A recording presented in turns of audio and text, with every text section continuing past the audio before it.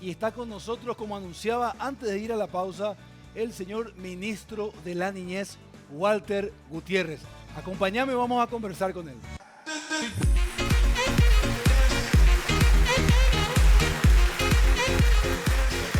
Señor ministro, ¿Cómo le estás, va? Salim? Un gusto Bienvenido, saludarte. placer Por para mí. favor, muchas gracias. Gracias a vos. ¿Cómo está, ministro Walter Gutiérrez? Placer recibirte aquí. Él es ministro de la Niñez y la Adolescencia, ¿es correcto? Sí, señor, así mismo. Un gusto Entonces estar en el programa. queremos saber, el doctor Walter Gutiérrez, Sí, correcto. usted es abogado, Soy abogado, doctor en Derecho. doctor en Derecho. Bueno, un placer. Tenemos muchas cosas interesantes que conversar. Queremos saber del ministerio que usted dirige desde hace unos meses, desde agosto, ¿verdad? Sí, desde agosto. Entonces queremos entender, sabemos que tiene una trayectoria ya de 10 años. Correcto. Nos gustaría que nos cuente un poquito de eso. Bueno, correcto. Me tocó entrar a trabajar ya en la entonces Secretaría Nacional de Niñez y Adolescencia como director regional. Y pasados los años trabajé como viceministro también. Y bueno, ahora el presidente de la República, Santiago Peña, me otorga la confianza a poder conducir políticamente la institución como ministro desde agosto, ¿verdad? Y trabajando realmente en reformas importantes que nosotros estamos buscando, no solamente a nivel interno de la institución, sino que también en lo que tiene que ver con el trabajo articulado con las diferentes instituciones, atendiendo la lógica de rectoría que tiene esta institución, el Ministerio de Niñez y Adolescencia, ente rector en políticas públicas de infancia, y también fortaleciendo con mucho entusiasmo el trabajo con los gobiernos locales, departamentales y municipales, ¿verdad?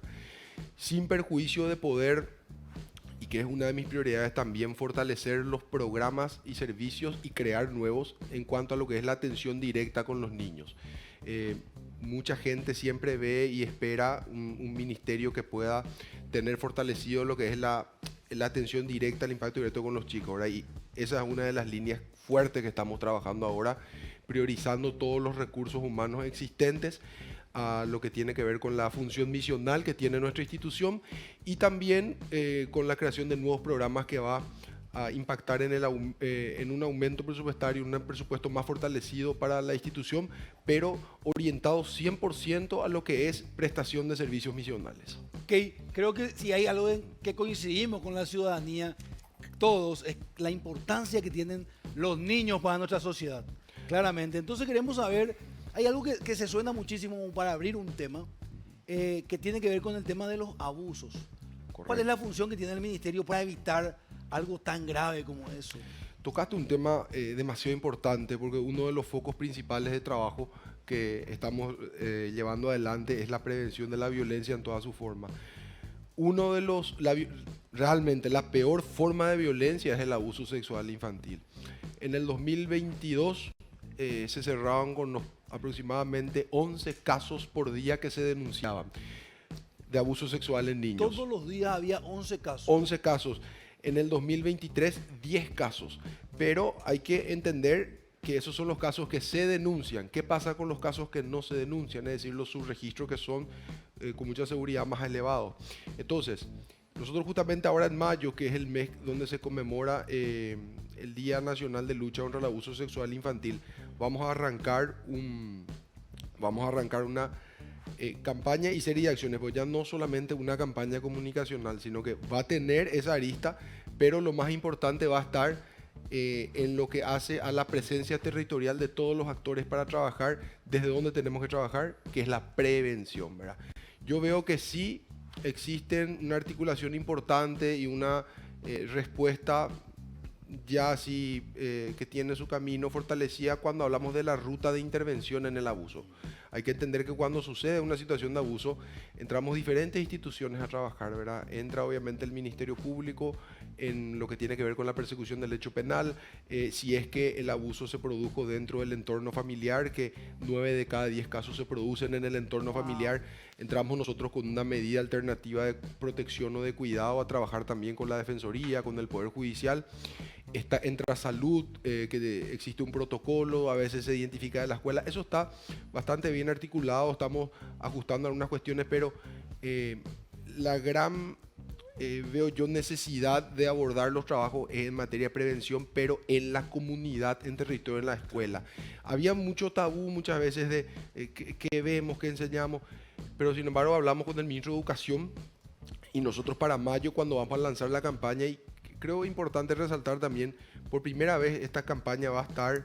en este mayo saldrá. En este mayo va a llevar adelante, va a agarrar la bandera el propio presidente de la República y la primera dama, Leti Ocampos también, cuando se lance la campaña, que va a tener una amplia difusión en los medios de comunicación, radiales, televisivos. Seguramente ustedes van a estar también apoyándonos, pero en todo el país. La idea de este año ya no es más denunciar, hacer tu denuncia, es un delito, no. Más le hablas, le adelanto, ¿verdad? Más le hablas, más le cuidas, más le proteges, ¿verdad? Hablarle a los niños. Hablarle a los niños, trabajar con la familia y trabajar con la comunidad. Y en ese sentido, por primera vez, el Estado va a tener un material único, es decir, la guía única de prevención de la violencia y abuso sexual infantil. Eso se va a presentar también este mayo y va a servir para que puedan trabajar incluso de acuerdo a franjas de edad. O sea, ¿cómo vas a trabajar con un niño desde 4 a 5 o 6 años, de 6 años a 9 años? Todo eso está a cargo del Ministerio Sí. de la Niñez. Qué importante, 9 de cada 10, una cifra alarmante, niños tienen una situación de abuso. Sí. Es alarmante realmente, Salim. Justamente el día de ayer se hacía muy viral el caso de un conductor argentino, no sé si usted estuvo viendo, ministro, que bueno, que ya es una persona mayor y que hoy que el día de ayer estaba hablando que sufrió de abuso en su entorno familiar. Hablaba de primero el padre que abusaba de la hija, luego de la hermana, quiero decir, y él que fue abusado también con su hermano, ya por la persona que había quedado con la patria potestad de cuidarlos después que ellos se habían separado del padre. Es alarmante esta cifra que nos menciona de 9 a 10 y yo creo que la forma de trabajar que usted está mencionando, de hacerlo desde la comunidad, es como el camino, porque si eso se genera en el entorno, es como lo natural que en el entorno también uno proyecte que hay algo extraño sucediendo dentro de la familia. ¿Cómo se está preparando y cómo es ese trabajo que están haciendo con el Ministerio de Educación para que los docentes estén preparados para un tema tan sensible y que no se termine revictimizando al chico, al adolescente que tuvo que pasar por algo así?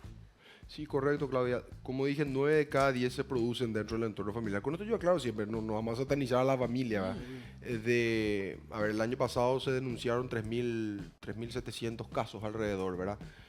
Obviamente, la familia, por lo general, porque siempre quiero aclarar esto, ¿verdad? O sea, 9 de cada 10 se producen dentro de la familia, pero existen cientos de miles de familias. Ahora, encontramos la necesidad de que todos tengan una misma línea, una misma guía de cómo poder trabajar, qué te tocar, la metodología, la forma de cómo gestionar eso. Entonces, decimos, la pucha, somos el Estado, no tenemos, a lo mejor la CODENI de Concepción tiene la mejor voluntad, dice algo, el de Isla Umbú dice otra cosa, el de Mariscal Estigarribia, entonces no, como Estado y como organismo rector, saquemos este instrumento que va a servir al consejero o consejera de CODENI de todo el país, a todos los docentes, a todos los agentes comunitarios e incluso para poder trabajar con la familia, porque en muchos casos sí, por ejemplo, se dan donde algunos miembros del entorno familiar no conocen la situación y cuando toman conocimiento denuncian. Pero lo que dijo Claudia también es muy interesante por los datos estadísticos. Anteriormente, prepandemia, ¿quiénes eran los que más denunciaban? Más denunciaban los docentes, por ejemplo. Sí. Después de la pandemia tomó fuerza que quienes más denunciaban eran los agentes comunitarios, los actores comunitarios, los vecinos. Entonces vamos a trabajar con todos. La escuela es una red demasiado importante, es ahí donde están o deberían estar por lo menos todos los niños. Entonces queremos que sea también un camino, un hilo conductor para que todos los docentes del país puedan entrar a trabajar con la guía. Justamente me informaban en estos días que ya estaba también en manos del Ministerio de Educación para hacerle la última revisión, porque vamos a lanzar en mayo como para que todos puedan estar utilizando este material. Y lo bueno es que no tenemos que ser reactivos, ¿verdad? Porque cuando sucede un hecho como este, ya marca de por vida la vida del niño. Hay que prevenir. Hay que prevenir, ¿verdad? Hay que prevenir. Ese es el mensaje claro. Diego Martín está con nosotros. Sí, ministro, un gusto escucharlo. ¿Cómo están dándole seguimiento a los casos de prestaciones alimenticios por parte de algunos padres que entiendo que tiene otra instancia, lo judicial, pero desde esta Secretaría de Estado, qué seguimiento le están dando? Bueno, Diego, creo que así como decís, la competencia exclusiva en lo que tiene que ver con prestación alimentaria es dentro de la esfera del Poder Judicial, donde obviamente el niño tiene uno de sus derechos básicos elementales, es el derecho a la alimentación, a una correcta alimentación. Entonces, cuando no están juntos ambos progenitores, el otro progenitor que no está con el niño tiene el deber alimentario con respecto al niño, o sea, tiene que cumplir. Entonces se promueven las demandas de asistencia alimenticia y eso se define tanto la fijación del monto como el cumplimiento dentro del Poder Judicial. Sí. Ahora bien, tuvimos nosotros posicionamos también una situación, creo que en estas semanas nomás, el REDAM, que es el Registro de Deudores Alimentarios Morosos, que es una ley que, a ver, creo que un compromiso también que tenemos que tener desde las diferentes instituciones es que las leyes que salen realmente sean efectivas, que Sí. se cumplan las leyes, si no son simples políticas de papel. Entonces trabajamos con la Corte Suprema de Justicia y con la OPACI, que es la instancia que nuclea a todas las municipalidades, como para poder encontrar el mecanismo de cómo ir supervisando de que esta ley que crea el registro de deudor alimentario moroso se pueda cumplir. Por ejemplo, ¿dónde encontramos una debilidad? Sí. Que cuando se tenían que expedir los registros de conducir no se hacía el control en el REDAM. Es decir, si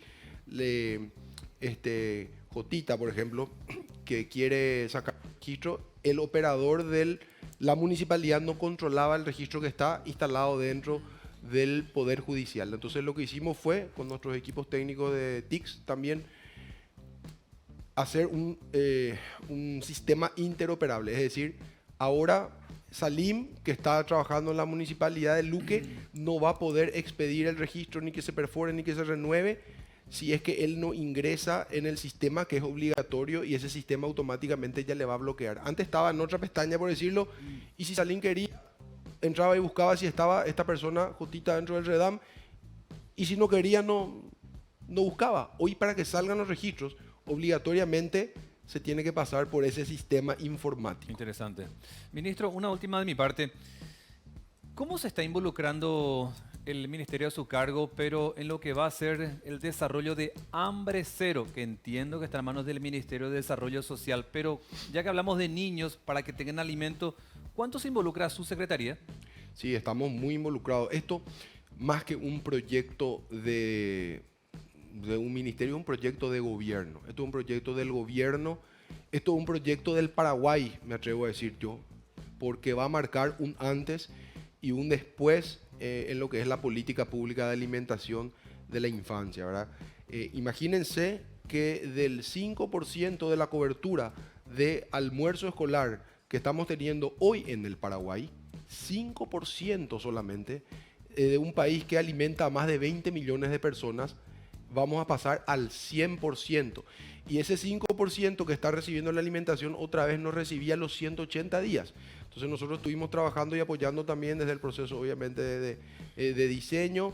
Sí, ahora van a haber algunas instituciones que van a tener una competencia más específica, como es el caso del Ministerio de Desarrollo Social, que va a estar trabajando lo que es la identificación y provisión, desde una perspectiva más bien administrativa también, del almuerzo escolar en el gobierno departamental de Central, Asunción y Presidente Allí. Y después mucha fuerza van a tener las gobernaciones para poder trabajar en la identificación y provisión en la universalización de lo que es el almuerzo escolar. Y siempre explicar también, ¿verdad?, qué pasa con las municipalidades. Las municipalidades continúan con su mismo presupuesto, solamente que van a abocarse en el trabajo de lo que es la infraestructura escolar, ¿verdad? Acá lo importante, lo desafiante y lo crucial es que los niños y niñas del Paraguay que van a las escuelas van a tener un almuerzo escolar todos los días del calendario escolar. Las cifras que nos compartió son muy relevantes. Venimos hablando mucho de esto en la semana anterior, incluso es el tema del momento, pero aún no habíamos hablado de que solamente el 5% hoy recibía de un 100 y que a su vez no lo hacía en su totalidad.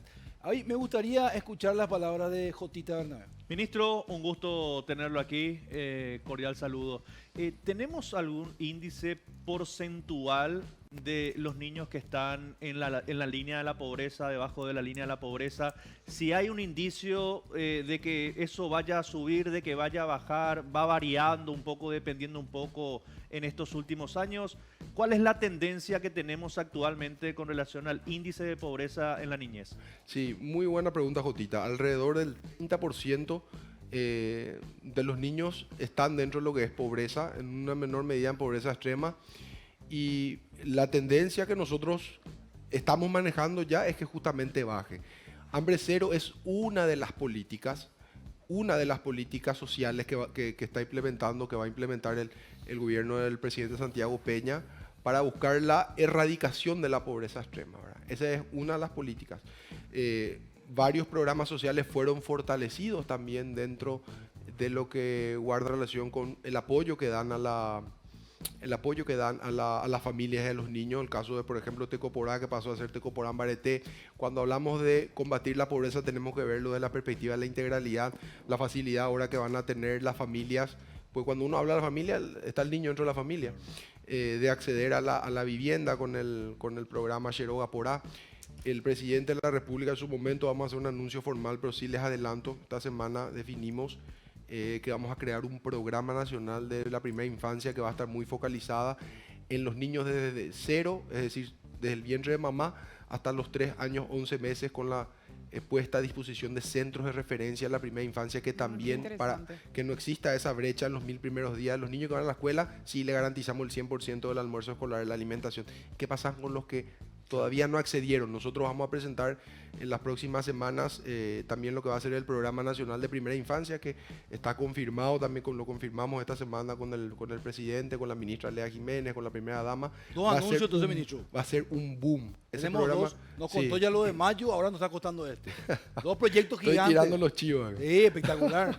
Tengo una más, ministro. ¿Y los niños que no están escolarizados, por ejemplo? Porque a mí particularmente me toca ver muchos chicos lastimosamente en la calle trabajando, vendiendo golosinas, vendiendo, qué sé yo, abrigos, medias, lo que sea.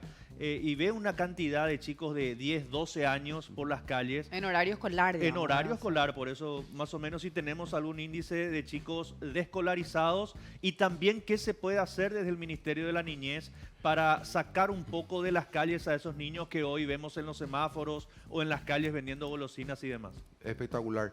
A ver, tenemos un porcentaje de escolarización de alrededor del 92%. Esos chicos que ven en la calle, una gran cantidad no están escolarizados, otros sí, y van en el turno contrario no sé, por ejemplo, se le ve a la tarde, tardecita, noche.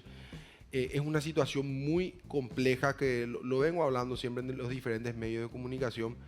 ¿Qué hacer, verdad? Y la respuesta, que siempre les digo, que el niño esté en calle muchas veces es la puntita del iceberg, ¿verdad? Es la puntita del iceberg que tiene un preludio, una previa de que la familia está en un sistema o sea, que no le llega todavía con mucha fuerza lo que es el sistema de protección social. O sea, está en una situación de desprotección social. Pero ¿qué hacemos? Acá los responsables directos de trabajar este tipo de programas son los municipios, pero estamos trabajando con ellos. No obstante, hablaba de un ministerio que quiero fortalecer, que estamos fortaleciendo en lo que es su capacidad de trabajar en atención directa y los programas misionales. Y brevemente, nomás para comentarles, nosotros establecimos un equipo de atención en calle, el dispositivo de respuesta inmediata de atención en calle, que con los mismos recursos triplicamos, y ahora con el nuevo presupuesto vamos a ampliar mucho más, creación de nuevos espacios de cuidado. Hoy le estamos transfiriendo recursos a las municipalidades para que tengan su propio equipo de calle, tengan su movilidad, construyan centros de protección. Eso realmente merece un capítulo aparte. Qué bueno. Porque 9 de cada 10 de los niños están con su familia, de los que están, y nosotros relevamos en los 3 primeros meses del año que estos equipos que sacamos a la calle abordaron a 623 niños. Ese es el corte del 1 de enero al 31 de marzo, porque estos equipos funcionan 24 horas al día, 7 días a la semana, y buscamos ampliar a través de las municipalidades que tengamos este tipo de equipos también, y buscar una intervención holística, por decirlo de una manera integral, con las diferentes instituciones para dar una respuesta a la problemática indígena, porque de estos 623, el 70% son indígenas. Me parece categórico también remarcar la importancia del trabajo político y la comunicación que debe tener un ministro, ¿verdad? Porque a veces desde la ciudadanía creemos que es solamente técnico, sin embargo, si se fijan, tiene que trabajar con diferentes organismos del Estado y eso requiere una comunicación. Me gustaría, antes de concluir la entrevista, algo que me parece fundamental conversar, que tiene que ver con el flagelo de las drogas, con niños y adolescentes, y que nos pueda graficar primero en dónde estamos parados hoy, quizá dónde estábamos y dónde queremos estar. Es uno de los principales flagelos. Hoy todavía estamos en terapia intensiva, ¿verdad? Y tenemos la obligación de cuidar a los chicos, de cuidar a la familia, porque destruye familias esta situación y no conoce de estratos sociales. O sea, desde el nivel más alto hasta de repente las familias que es más vulnerables muchas veces caen en drogas, con una tendencia a que eso incremente en las poblaciones vulnerables. El gobierno, vuelvo a hablar del concepto gobierno y no institución, ¿verdad? Nosotros, el presidente prometió en campaña trabajar y atacar el flagelo de las drogas. Cuando asumimos, identificamos que había 90.000 niños, adolescentes y jóvenes hasta 25 años en Asunción y Central que estaban involucrados con el consumo de sustancias. 90.000. 90.000. Entonces, él había hablado del Chauchespi en campaña, ¿verdad? Recuerdo que en los primeros meses empezaron a decir de que no se estaba cumpliendo, pero ¿por qué no salió, no sé, a la semana de la gestión o a los 15 días o al mes? Porque quisimos hacer e hicimos un trabajo serio en la elaboración de un plan de acción entre 22 instituciones y les comento y confieso, en muchas de las reuniones el propio presidente lideraba la reunión con los ministros. Los ministros nos reuníamos, los viceministros, los equipos técnicos y se construyó un plan de acción, el plan de acción SUMAR que se lanzó hacia finales de noviembre, que es un plan de acción que tiene objetivos claros, o sea, objetivos generales, específicos, ejes, acciones estratégicas, organismos y entidades del Estado responsables, un cronograma de implementación, un modelo de gobernanza y gestión y lo más importante tiene presupuesto, ¿verdad? Que está financiado por lo que ya tenemos de nuestras instituciones y principalmente también con los fondos de Senavico que ya empezó a hacer las transferencias para los proyectos. Entonces, entendiendo de que tiene 3 ejes que están configurados como un trípode, así como ese trípode. ¿Qué pasa si una de esas patas no tiene? Se cae, ¿verdad? Prevención, por un lado, rehabilitación y reinserción social, y el último eje es combate al hecho punible. Esos son los 3 ejes del plan SUMAR que establece qué función tiene que cumplir cada una de las instituciones. Y en cuanto a lo que tiene que ver con los niños, estamos ya sacando también un modelo de intervención que se va a trabajar en las escuelas y en la comunidad para prevenir. Ahí estamos con mucha fuerza con educación, salud, desarrollo Ministro, social, las municipalidades. Con respecto a la rehabilitación que está mencionando ahora mismo, quería hacerle la consulta de ¿cuántos centros de rehabilitación hay para chicos en edad de, o sea, para niños y adolescentes? Sí, muy pocos. El eje 2 que te iba a hacer mención justamente es el de rehabilitación. Sí. Hay que entender, nosotros como ministerio ahora estamos teniendo uno, pero que tiene una capacidad muy limitada del 25%, incluso por una cuestión de recursos humanos y el personal calificado. Entonces, ¿qué vamos a hacer desde el plan SUMAR? Y después está el CENTRA, que es el Centro de Adicciones, que trabaja con adultos y también con chicos, ¿verdad? Entonces, ¿qué pasa? Nosotros en estos 3 meses, 30 niños y adolescentes que estaban sin vínculo familiar en calle en situación de adicciones derivamos al centro y después le protegimos nuestro centro. Ahora bien, ya en estos últimos meses visitamos con la ministra de Salud en 3 oportunidades porque vamos a instalar un centro modelo con capacidad del 100% de respuesta de lo que tiene que ser con recuperación, rehabilitación en San Lorenzo. Un centro que vamos a instalar desde el gobierno y también entender para responderte que no todos las personas que están en situación de consumo tienen que pasar por la desintoxicación farmacológica. Eso siempre nos explica la ministra de Salud. De acuerdo al nivel, muchos con otro tipo de terapias más ambulatorias ya pueden recuperarse, pero este centro va a tener la modalidad de que se le pueda deshabituar el uso problemático de las drogas y que muchos de ellos van a ir a quedarse ahí en ese modelo residencial, pero la gran mayoría también va a poder estar vinculado a ese espacio porque ahí se va a hacer capacitación en laborterapia, actividades deportivas, artística, entre otras cosas, como para poder trabajar. Pero vamos a habilitar ese espacio que va a servir para desintoxicación e incluso de la modalidad de residencia. Y va a haber otro también que se va a habilitar, que va a ser grande, que va a estar muy enfocado en una población joven adulta, que va a estar en Piribebuy. Claro, señor ministro Walter, fue un privilegio tenerle aquí. Gracias, le deseamos todo el éxito para algo tan valioso, ese diamante de la sociedad que son los niños. Bueno, gracias Salim, gracias a los compañeros del equipo también por la invitación. Un gusto poder compartir este espacio con ustedes y estamos siempre contestes y abiertos para venir a compartir un poco los proyectos que venimos llevando adelante y las acciones del gobierno.